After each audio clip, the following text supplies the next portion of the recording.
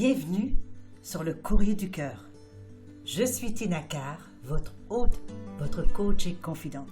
Le Courrier du Cœur, c'est votre podcast pour mieux comprendre les relations interpersonnelles, les dynamiques amoureuses et les rapports entre hommes et femmes. Je parle ici de tout, sans tabou. C'est parti. Je vous propose quelque chose de différent pour débuter cette année. Au lieu de répondre à une question d'un auditeur ou d'une auditrice, je vous propose de vous faire un petit topo sur comment s'occuper de son couple, les comportements, les croyances, etc., qui pourraient vous aider finalement à adopter des meilleures habitudes dès cette année. Alors, on y va. Qu'est-ce que ça prend pour former un couple? Quels sont les comportements que nous devons adopter afin que ça se passe bien? Souvent, les couples se disent fusionnels, ils ne veulent pas se lâcher, ils sont toujours ensemble, il faut qu'ils pratiquent toujours les mêmes activités, qu'ils voient les mêmes amis.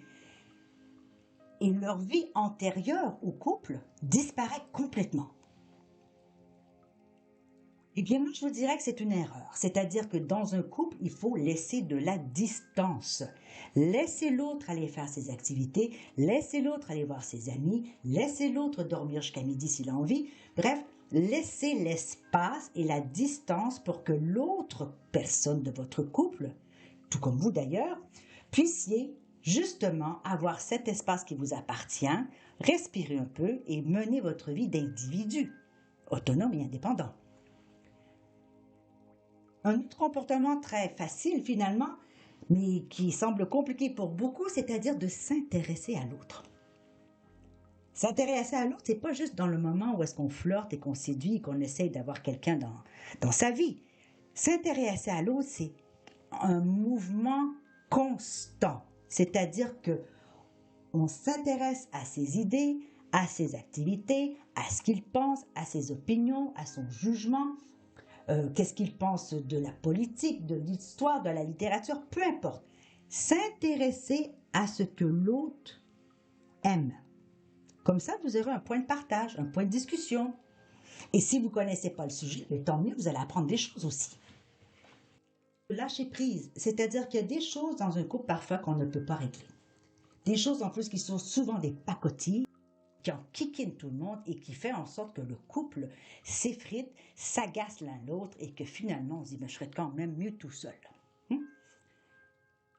Un autre comportement qui semble tellement banal, ce que je vais vous dire là, mais qui est à mon avis le plus fondamental. Être gentil. Eh bien oui, être gentil. Souvent je dis à mes couples, moi, traitez votre partenaire comme si c'était un labrador. Oui, un chien, c'est-à-dire, un chien, on fait quoi? On le flatte, on lui dit que c'est un beau chien, on va le promener, on le sort, on le nourrit, on lui donne des gâteries, on l'amène avec nous, on lui parle, on joue avec lui. Mais voilà, un conjointe, c'est la même chose. Bon, il y a la partie intimité qui est différente, mais à part ça, c'est la même chose, être gentil. Qu'est-ce que je peux faire pour toi aujourd'hui? Bien, je t'apporte un petit café, je peux t'apporter un verre d'eau, t'es fatigué, bien laisse tomber, je vais faire le souper. Peu importe, des petites choses. Ça va très très loin, les petites choses. Un autre comportement, c'est d'accepter les différences et d'accepter d'être en désaccord. On a le droit, si on est en couple, de ne pas être d'accord avec son conjointe. Pour n'importe quelle raison, pour n'importe quel sujet. La différence, c'est que si on n'est pas d'accord pour quelque chose d'important, exemple l'éducation des enfants, eh bien, c'est pas le temps de lâcher prise, c'est pas le temps de laisser la distance, c'est le temps de s'installer ensemble et de communiquer, de voir comment est-ce que vous allez résoudre le problème. Autrement, d'accepter les différences, c'est-à-dire que tu n'aimes pas les crevettes ou tu n'aimes pas du tout les fruits de mer et puis moi, j'aime pas du tout la viande. Mais d'accord, quel genre de menu est-ce qu'on va installer dans la maison? Donc, on n'a pas besoin d'être pareil à l'autre pour pouvoir être heureux. Un autre comportement, c'est d'être flexible et tolérant. Qu'est-ce que ça veut dire, flexible et tolérant? Eh bien, imaginez que deux personnes dansent le tango. Une personne avance, l'autre recule, et ça change. L'autre recule, l'autre avance. Vous voyez, il y a ce mouvement de va-et-vient, comme un roseau qui bat au vent. Eh bien, c'est un peu ça, être flexible. Qu'est-ce que je peux faire au lieu de toujours être dans mon ego, de toujours vouloir décider, toujours vouloir que ça soit comme je veux, etc. Eh bien, peut-être laisser à l'autre décider, laisser à l'autre de prendre l'initiative, laisser à l'autre de faire les choix. Et lorsqu'il se passe des choses qui ne sont pas nécessairement les plus agréables, eh bien, vous pouvez peut-être comprendre que l'autre a une mauvaise journée, que l'autre est de mauvaise humeur, que l'autre s'est fait mal, que l'autre est malade, que l'autre... Peu importe qu'il est émotionnellement touché par quelque chose. Donc, avant de monter au cocotier, un peu de flexibilité et un peu de tolérance. Un autre comportement, c'est pratiquer les bonnes manières. Là, vous allez me dire, mais pourquoi faire les bonnes manières en couple? Ça n'a pas rapport. Eh bien, vous savez, oui, ça a du rapport. C'est-à-dire un merci, un s'il vous plaît, un je t'en prie, un pardon. Tous ces petits mots délicats qu'on fait normalement dans la société pour paraître bien élevé, quoi. Eh bien, pourquoi ne pas le faire aussi dans le couple? Votre épouse fait le souper depuis 20 ans et ça fait au moins 19 ans et demi que vous ne l'avez pas remerciée. C'est un souci. Tous les soirs, elle fait le souper. Elle mérite tout au moins un merci. Pour toutes ces petites choses, vous posez une tablette, merci mon chéri d'avoir posé la tablette. Pourrais-tu venir ici, s'il te plaît, m'aider à faire je ne sais trop quoi? Merci, s'il vous plaît. Un autre comportement, c'est d'apprécier, admirer, soutenir. Si votre conjoint fait quelque chose de différent, par exemple de la musique,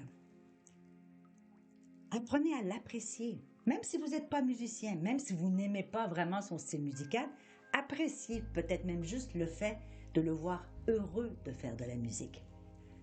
Admirez donc sa persévérance, sa pratique, sa passion pour l'instrument. Et puis soutenez-le, c'est-à-dire que s'il a envie de faire la guitare ou la musique à 3 heures le samedi, laissez-le faire. Vous ne pouvez pas commencer à empêcher quelqu'un de vivre ce qu'il a envie de vivre simplement parce que vous avez décidé autrement. Donc, apprécier, admirer, soutenir. Quand c'est fait des deux côtés, chaque personne peut s'épanouir dans sa propre vie finalement, et puis dans sa propre expérience, et puis ensuite peut partager avec l'autre. C'est merveilleux. On apprend beaucoup aussi de cette manière. Un autre comportement, c'est de passer du temps ensemble. Ah oui, mais on est toujours ensemble, nuit et jour, avec le confinement, on est ensemble 24/7, on travaille dans la maison, on a les enfants ensemble, etc. Moi, je vous parle du temps de qualité. Non pas le Netflix après le souper en habit mou, là. Non. Qu'est-ce que je peux faire de qualité avec mon conjoint, ma conjointe? Peut-être est-ce que je peux lire ensemble, c'est-à-dire je me couche sur tes genoux et puis je te fais la lecture. Peut-être que je peux simplement aller prendre une marche avec toi. On peut aller regarder les étoiles. Je peux te faire un massage. Peu importe. Du temps de qualité qui est réservé à une activité pour vous deux. Entretenir l'intimité. Bien sûr que c'est un comportement qui est excessivement important. Sans intimité, il n'y a pas de couple. Mettez à l'agenda finalement, parce qu'on est tellement occupé, mettez à l'agenda des dates. Et ce qui est intéressant dans mettre à l'agenda, c'est que le couple, les personnes individuelles, sont dans l'anticipation. Si j'ai une date avec mon mari jeudi soir, dès mardi, je vais y penser. Qu'est-ce que je vais porter, comment je vais me maquiller, etc. Où on va aller manger, j'en sais rien. Quelle activité qu'on va faire. Quel jeu ensemble intime on peut faire. Eh bien, lorsqu'on construit ça, évidemment, on a l'anticipation. Si on a l'anticipation, on a le désir qui monte. Et si on a le désir, eh bien, l'intimité est d'autant plus satisfaisante pour chacun. Un autre comportement, c'est de provoquer l'inhabituel. J'adore ça. Oui, des nuits d'hôtel. Pourquoi l'hôtel? Bien parce que lorsqu'on est à l'hôtel, premièrement, on n'a pas besoin de s'occuper du lavage, de ce qui traîne sur le bureau, des enfants qui crient, etc. Et à l'hôtel, On n'a pas besoin de faire le ménage après. Surtout, c'est que l'hôtel nous permet d'être un peu décadent, nous permet un peu d'être foufou, nous permet de sortir de notre environnement de la maison. Et justement, comme nous sommes dans un autre contexte, un autre décor, eh bien, ça peut permettre à l'imagination de gambader. Donc, moi, je vous dirais, allez à l'hôtel peut-être une fois par mois, une fois par 6 semaines. Pas besoin d'aller à Tombouctou pour ça. Vous pouvez prendre un petit hôtel là, à côté, là, juste un petit hôtel à côté de chez vous, et vous passez la nuit, la soirée ensemble avec une bouteille de vin, quelques gâteaux, et voilà. C'est vraiment, vraiment très bénéfique pour les couples qui se mettent ça à l'agenda. L'hôtel. Un autre comportement, c'est qu'il faut rêver ensemble. Quels sont vos projets communs? De quoi avez-vous envie dans la vie? Qu'est-ce qui vous permet de vous lever le matin? Qu'est-ce qui vous motive? Quelquefois, on dit, ah ben moi j'aimerais avoir un chalet, j'aimerais partir en voyage, j'aimerais avoir une entreprise, j'aimerais avoir des enfants, peu importe. Rêver ensemble. Pourquoi? Parce que c'est une force duplicatrice, c'est-à-dire qu'on envoie ça à l'univers fois 2. Et ensuite, c'est parce que ça nous encourage l'un l'autre. Quand on n'est pas motivé, on dit, hey, regarde chérie, on parle de ce voyage, allez, lâche pas, on va y arriver. Voyez-vous, rêver ensemble, ça unit le couple. Ça permet au couple de rester ensemble sur une seule vision. Si vous n'en avez pas, bien cherchez-en, créez-en. Ça peut être quelque chose de simple. Rêver ensemble. Un autre comportement qui est plus difficile un petit peu, c'est de laisser passer les tentations. Oh là là, ça c'est compliqué par les temps qui courent. Avec Tinder, Snapchat, etc., etc., c'est très compliqué de laisser passer la tentation parce qu'il y en a 15 000 à la seconde. Tous les sites, il y a du monde à profusion. On a le choix, on a les disponibilités, on a on a l'opportunité de choisir à peu près ce qu'on aimerait faire ou vivre avec ces personnes-là. Mais qu'est-ce que ça apporte à votre couple, ça? Certains vont me dire, oui, mais je n'ai pas exactement ce que je veux à la maison. À ce moment-là, il faut que j'aille voir ailleurs. Êtes-vous demandé si votre conjointe a, elle ou il, tout ce qu'il a besoin à la maison? Est-ce qu'il va ailleurs pour autant? Alors, qu'est-ce qu'on peut faire quand la tentation arrive? On la regarde, il n'y a pas de souci. On a des yeux, on est des humains. La beauté humaine est là pour être admirée. On la regarde, la tentation. Mais on la laisse passer. Merci d'avoir gâté mes yeux pendant quelques secondes. Je vais arrêter là. Merci d'avoir eu cette conversation agréable avec moi ou cette danse agréable avec moi. Mais ça va s'arrêter là. Pourquoi? Parce que je tiens ma relation. Et dans une relation qui veut être soutenue, qui veut être harmonieuse, qui veut être durable, eh bien, c'est certainement pas de sauter la clôture pour aller chez la voisine qui va aider les choses. Un autre comportement, et c'est ce que ma mère me disait toujours, ne vous couchez jamais sur une chicane. Il faut régler les problèmes sur l'oreiller. Et parfois, ce qui est intéressant, c'est que puisque nous sommes déjà sur l'oreiller, eh bien, après la chicane, les réconciliations peuvent être quand même très agréables. Ne vous endormez pas fâchés. Parce que ce qui se passe, c'est que toute la nuit, vous allez avoir cette rage dans la tête, dans l'inconscient, et vous allez vous réveiller le lendemain matin fatigué, grogneux, et vous n'aurez certainement pas envie de parler à votre partenaire. C'est simple la vie de couple, c'est vraiment simple. Quand on veut bien y donner un peu d'amour et de laisser son ego de côté. Alors si je fais un récapitulatif de ces comportements à adopter, il y a le lâcher-prise, le laisser de la distance, s'intéresser à l'autre, être gentil, accepter les différences et accepter de ne pas être d'accord, être flexible et tolérant, pratiquer les bonnes manières, apprécier, admirer, soutenir, passer du temps ensemble, entretenir l'intimité, provoquer l'inhabituel, rêver ensemble, laisser passer la tentation et ne vous couchez jamais sur une chicane. Voilà les comportements principaux à mettre en place. Ce n'est pas toujours facile. Ce n'est pas toujours facile.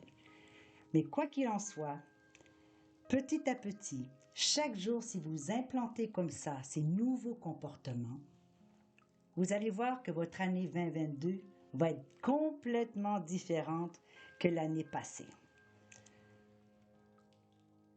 Le couple a besoin d'attention. Le couple a besoin qu'on le nourrisse, qu'on s'en occupe. Ça ne vit pas sa vie par soi-même et puis voilà, on s'en occupe plus jamais. Donc, si vous avez la chance d'avoir rencontré quelqu'un auquel vous tenez, qui vous procure une espèce de joie intérieure que par sa présence, c'est précieux ça. On ne veut pas perdre ça. Et si on se dit que le temps, le mariage, les années de couple, etc., finissent par effriter la relation, c'est parce qu'on ne s'en est pas occupé. C'est comme une fleur, si on ne l'arrose pas, elle va mourir.